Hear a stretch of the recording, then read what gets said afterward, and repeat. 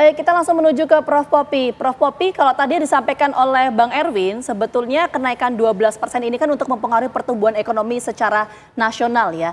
Tapi bagaimana kemudian memastikan bahwa untuk kenaikan PPN 12% ini tidak membuat para pedagang kebutuhan pokok di pasar ini reaktif sehingga menaikkan harganya? Karena kan ini juga bisa berpengaruh terhadap daya beli masyarakat menengah ke bawah. Seperti apa, Prof. Popi?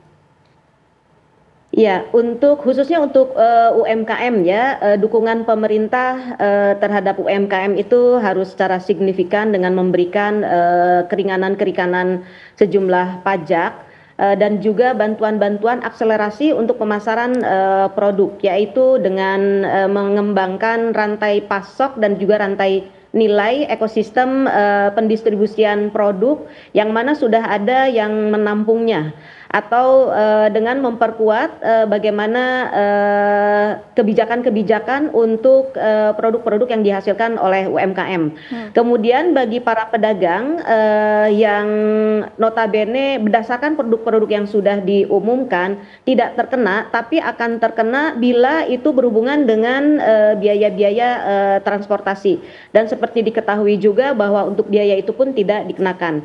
Nah, untuk menghindarkan efek ini tentunya akselerasi pada para pelaku usaha yang memiliki pendapatan terbesar pada segmen masyarakat menengah ke atas atau segmen orang kaya di Indonesia. Ini yang perlu mengembangkan strategi pemasarannya yang betul-betul memprioritaskan eksklusivitas sehingga pasar tersebut tidak hilang, kemudian tetap bertahan walaupun pengenaan terhadap pajak itu ada.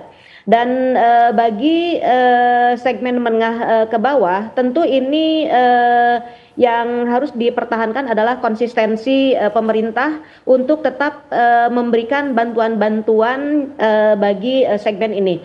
Kemudian inovasi dan diversifikasi dengan memberikan dukungan-dukungan pada intervensi pasar ya, intervensi pasar untuk produk-produk yang dihasilkan oleh tadi sebutkan oleh para pelaku usaha yang mana bisa sinergitas dengan para pengusaha besar sehingga produk-produk itu bisa lebih masuk pada pasar yang memang bisa dibeli oleh pasar dengan kemampuan daya beli yang besar. Kemudian juga di sini yang disebut dengan inovasi dan diversifikasi ini adalah mengenai masalah packaging, kemasan, penampilan, mutu produk yang betul-betul sekelas dengan produk yang dijual oleh produk-produk dengan harga yang sangat mahal tersebut. Contohnya adalah seperti produk beras yang berasal dari satu negara Jepang misalnya yang harganya sampai 1,5 juta per kilo yang memang itu dikenai pajak 12%.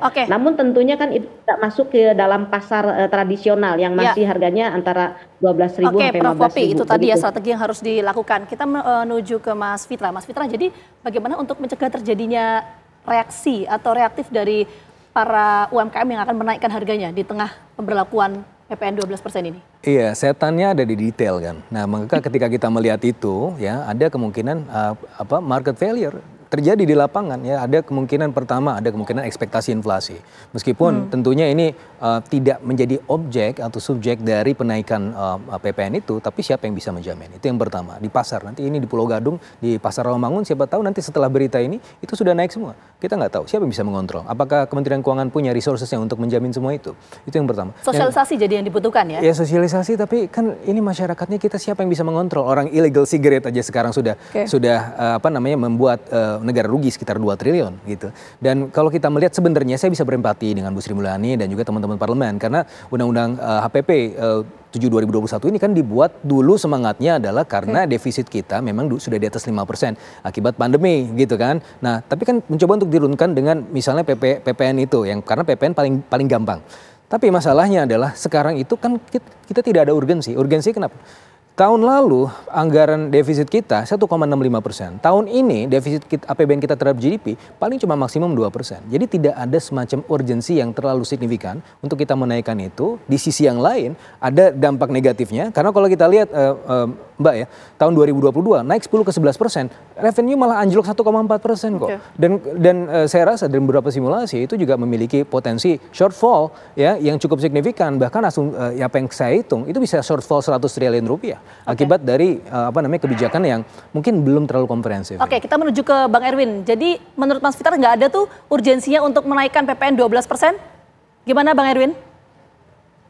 Jadi kembali lagi ini undang-undang. Undang-undang ini kan dibahas, udah diuji publik dan sebagainya, bisa ada perpu, udah dibahas di DPR. Ya, dan kita tahu bahwa kenaikan 1% ini itu sudah ditetapkan 2021 yang lalu. Jadi menurut saya kalau berbicara terkait dengan insentif, nah ini yang perlu kita bahas lebih detail. Karena tadi terkait dengan UKM, terkait dengan masyarakat yang kelas bawah. Karena yang terdampak ini adalah UKM, masyarakat kelas bawah yang daya belinya rendah sekali hari ini. Oke, silakan tadi. Nah, kalau terkait dengan pengusaha menaikkan harga, kalau mahal yang nggak dibeli sama masyarakat pasti diturunin lagi. Jadi kembali lagi bahwa market itu pasar sudah tahu kalau harganya naik, ya macam-macam lah, pedagang bilang harga solar naik, harga truk naik, macet di jalan. Jadi saya juga biasa jual semen dulu. Jadi lebih duluan distributor saya menaikkan harga dibanding pabrik. Jadi biasalah mereka punya perilaku begitu setiap ada isu-isu seperti begini. Tapi kalau naik nggak laku ya mereka juga pasti akan terkena dampaknya. Oke, sudah ada aturannya jadi. Ya, jadi gini ya, undang-undang itu kan kita pernah belajar dari peristiwa COVID. Undang-undang 17 tahun 2003 tentang keuangan negara, maksimum defisit 3%, itu bisa ada Perpu 1 2020 dan kemudian menjadi Undang-Undang 2 tahun 2020 yang membolehkan bahwa kita defisit APBN bisa di atas 3%. Nah, ini kan saya nggak tahu ya, saya nggak kurang paham juga karena saya ekonom. Kan kalau belajar dari situ seharusnya bisa ada Perpu juga gitu kan untuk kemudian mengintervensi ini undang-undang. Terus yang kedua yang tadi saya sampaikan, ini karena banyak exemptions memang bagus. Tapi what for? Karena apa?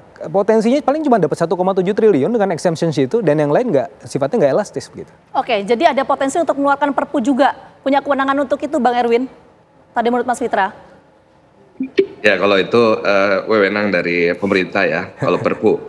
Kalau legislatif kan sebagaimana biasa Perpu ya kita akan terima kalau itu sudah diterbitkan. Tapi kembali lagi bahwa underground ekonomi kita ini banyak sekali.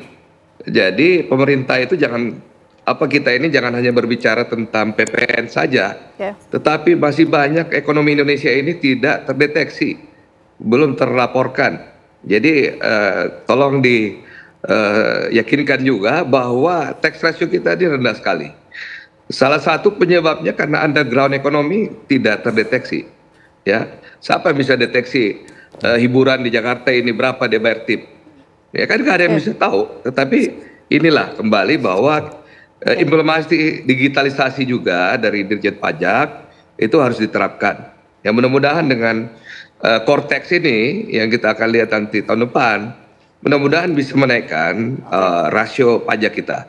Sehingga tadi kalau memang PPN diperlukan untuk memberikan insentif secara menyeluruh, saya kira pemerintah akan lebih baik. Tetapi sekali lagi tadi disampaikan bahwa PPN ini adalah instrumen yang paling mudah bagi Dirjen Pajak untuk mengejar. Karena kalau yang lain ini masih sifatnya self assessment ya. Jadi sulit juga bagi Dirjen Pajak yang jumlah SDM-nya terbatas. Oke, kalau menurut Prof. Popi bagaimana soal kenaikan PPN 12% ini? Seberapa urgent sebetulnya? Jadi kita tidak bisa mengeneralisasi kondisi yang dihadapi oleh dunia dan di Indonesia sejak zaman COVID karena itu adalah sesuatu yang sangat ekstrim sekali. Kemudian ada peningkatan PPN 11% yang mana terjadi shortfall revenue. Namun pertumbuhan di beberapa negara dan juga negara-negara tertentu mengalami peningkatan karena produksi dan konsumsinya yang ada yang seimbang, kemudian ada yang kelebihan produksi, kemudian diserap oleh negara yang lain. Dan ini merupakan tantangan bagi pemerintah Indonesia dengan meningkatkan PPN 12% yang sudah diuji, saya meyakini sudah diuji dan ingin melihat sampai sejauh mana PPN ini bisa meningkatkan kontribusi pada pemerintah. Yang harus dicermati itu adalah law enforcement-nya.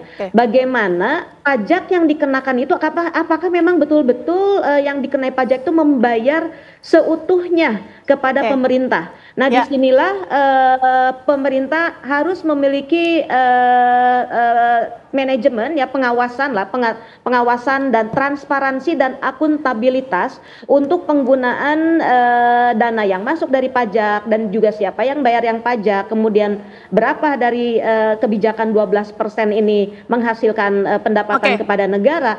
Ini harus betul-betul sangat transparan dan ini mungkin masih banyak yang dipertanyakan oleh masyarakat mengenai masalah akuntabilitas. Prof Poppy, nanti kita sama-sama menunggu bagaimana aturan detailnya mengenai hal ini. Sekali lagi terima kasih banyak untuk Prof Poppy, kemudian Bang Erwin dan juga Mas Fitra atas waktunya sudah bergabung bersama kami. Sehat selalu semuanya.